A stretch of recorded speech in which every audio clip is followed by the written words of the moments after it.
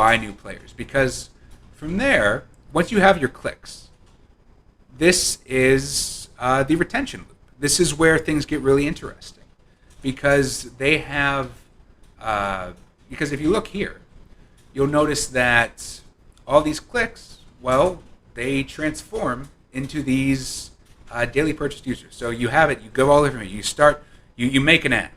The ad has these features, which based on how much you spend, you get a certain amount of impressions, which gives you a certain amount of clicks, which you can solve for, and then from that certain number of clicks, you get the daily purchased users, which is new people going into your game. And yeah, no, I think while I do not regret answering any questions so far, I do think, looking at the time, I will need to keep going. I talk fast as is, and I'm telling you guys, we're only like a fifth of the way through. Like, yeah, a lot of information. Hopefully, I don't just see the numbers drop. Like, oh no, what is he going to do to us? Like, but yeah, so daily purchased users, they are the new players into your game. They are the reason the market doesn't matter. They are the reason that you don't have to worry about competitors, because your game is typically going to be free to play. The only thing that it will cost them is time, and all you need to get them in is keep them interested. It's not about unique selling points. It's about selling points. It's about showing them something cool. Like, who here's seen a movie and saw this awesome-looking explosion at the end, or like this awesome-looking fight, and thought, oh, I've seen movies with fights before. I don't need to see this. Apologies for the sirens. This is, my apartment doesn't have air conditioning, so I have to prop the AC unit in the window. And I guess, yeah, so that's just life in New York, if you can call it life. But yeah, just saying, everyone, what? I don't know what you said. Oh no, they can hear them. That's what I'm saying. What if we're headphones? I don't think they'll stop hearing it. It won't be as sensitive to outside noises. I'm speaking through my microphone. Oh, okay. Yeah. Troubleshooting streams live is always fun. Yeah. Yeah, no. Thank you, New York, for this contribution. But yeah, so, sorry. Back on topic, everybody. Let's see. Best of luck to whoever that emergency siren was going towards. The daily purchase users. Those are your users. Those are the people that you actively are gaining. Like, it's not about the other games. It's about who are you getting into your game. Now, by all means, if your game is like super unique and visibly interesting, then like that'll help. Like, that'll make stuff easier. Like, you can, like, you don't have to necessarily make the most boring game ever. Whatever helps you sell the game helps, but it can also be boring. It's not like, that's the thing. Intrigue is not a factor here. There's the click-through rate, but you can solve that 100 different ways. Like, you remember those garbage YouTube videos, like that, or just any children's TV show? There are the ones which are bad, but still are on air, and then there are the great ones, which stick around for a long time. I encourage you to make essentially a great TV show, but it is one aimed at kids, so they're not going to be too picky, but you have to do some core things right, and these are those core things. And yeah, I think that those things can be solved for, like the click-through rate. But yeah, daily purchased users, that goes into your daily active users, which goes into your concurrent players, which goes back into the click-to-play rate. And that's what's interesting. Let me see. So for one, the click-to-play rate is very interesting because this is a loop. You guys have probably noticed at this point, right? This is a loop. You have the daily purchased users, the people you purchased for your game. They are added to your daily active users. Those daily active users, that increases your concurrent players. And then, because there are more people playing the game, the next person who clicks the ad and is looking at your game and considering joining, they'll see people are playing it and are more likely to join. Yeah. That's amazing. Like that's that. Like I feel like I don't appreciate how cool that is because you have a basically a runaway success cycle where the more people you get into your game at once, the easier it is to get more people. It's great. Yeah, and yeah, so the like dislike ratio will also help with that, of course. So once again, don't make your game garbage. They're children. They're not idiots. They know what quality is. They can have a good time in a game that isn't polished, but it has to be fun. And so we can't necessarily excuse quality. We have to make sure that's still at the forefront. But yeah, like dislike ratio, click to play rate. These are fairly standard terms. You know them. You know how to avoid them most of the time. Don't have a laggy game. Make sure that your game has good onboarding. Don't overly monetize it. That'll be annoying. Don't rely too much on free models. Like you can use free models, but you got to integrate them. You can't just plop it down. It has to look like a cohesive game experience. Because then they'll know and they'll be like, "Oh, this game's free models. I don't like that.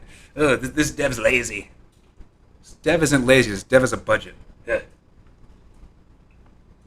I swear, it's like game development for me is like cycling between like I don't know Willy Wonka and like get off my lawn. But yeah, no. Oh, I keep bumping this thing. Okay, yeah. So daily purchased users.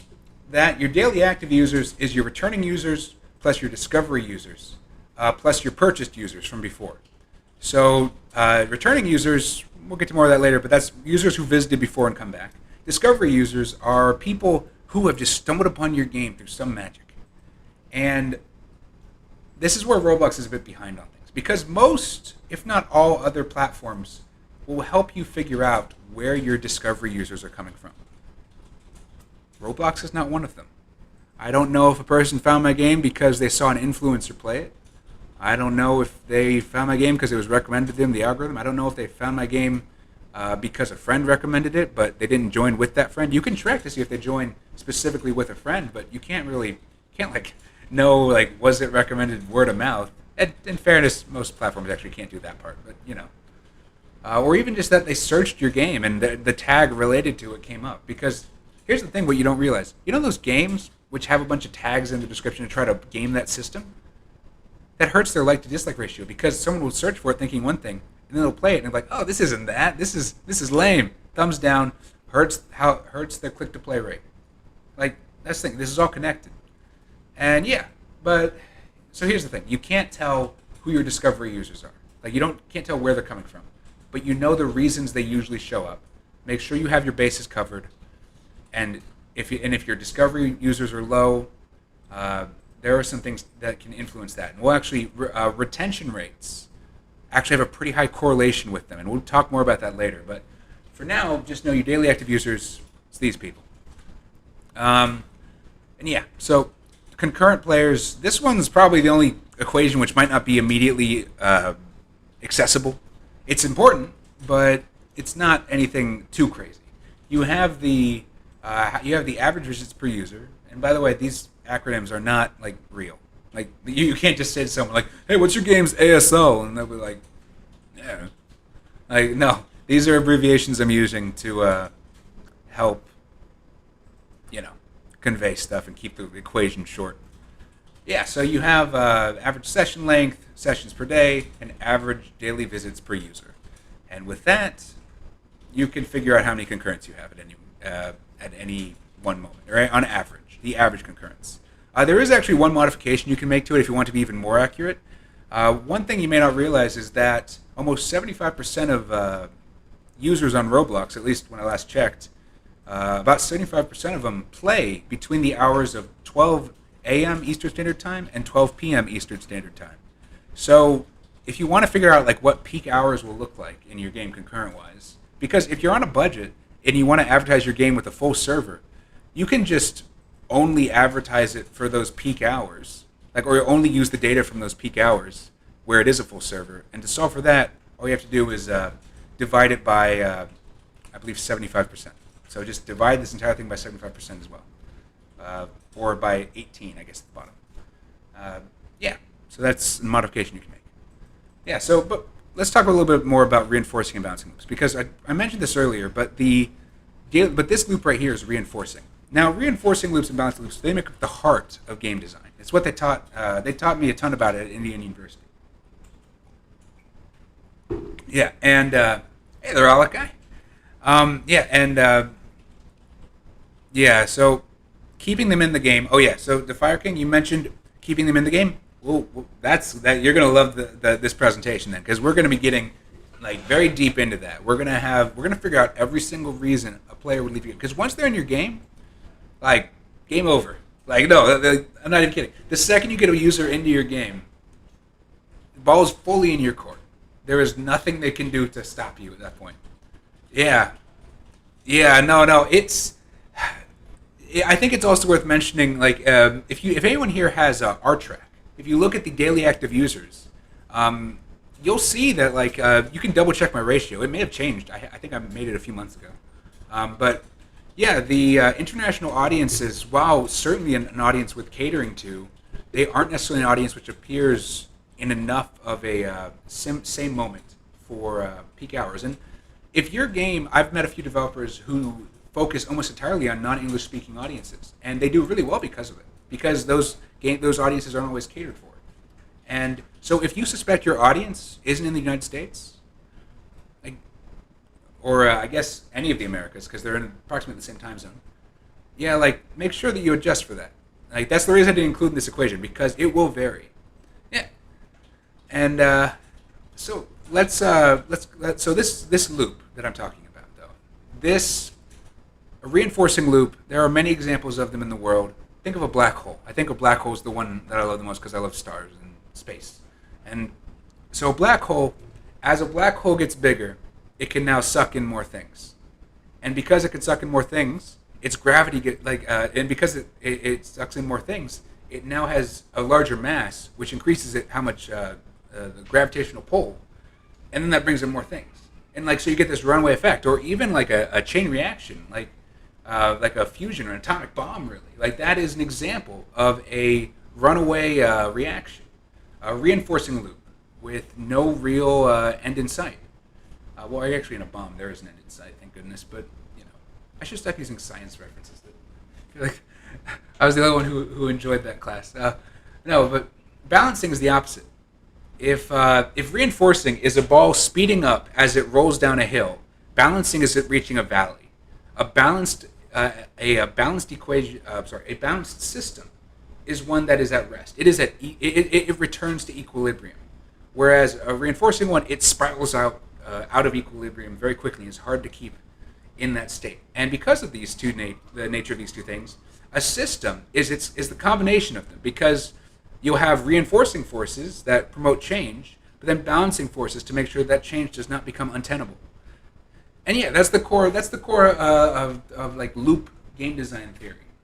Yeah, so I don't think it's too difficult, but the things like Lego bricks themselves are pretty easy to understand, but then you'll watch like some master builder make like the Eiffel Tower half to scale or something, and you'll be like, oh, maybe I'm not good at Legos. Maybe that's just me. Anyway. So, retention loop. This is an example I was telling you about earlier. Daily active users increases concurrent players, which increases the click-to-play rate, which increases how many daily purchased users you get, and that just loops infinitely. If there weren't for balancing forces, this would continue until every human on Earth was playing your game. That it sounds stupid, but like, if there weren't balancing forces, that is how it would go. The entire planet would be playing your game, just until so. I mean, assuming you could get them all to like see the advertisement, which I guess that would involve a few things, but that is the kind of absurdity we're dealing with. But there are balancing forces, and we'll get to them in a bit. And of course, it can be. It's hard to tell exactly how a player who doesn't click, if later on they change their mind, if that's something that you can control or not. That's up for debate, I guess. But in general, yeah, this loop's a very good place to be, and you want to make sure, and it has some cool implications later. So yeah, let's take a step back, and we're going to look at the marketing system in its entirety. You have the spending, and so you have down here, you have you have marketing spending going to daily impressions, and you have a daily advertising rate, a campaign duration, Obviously, we see a. I won't spoil that. Actually, we'll go on to the next thing. So this is the business system.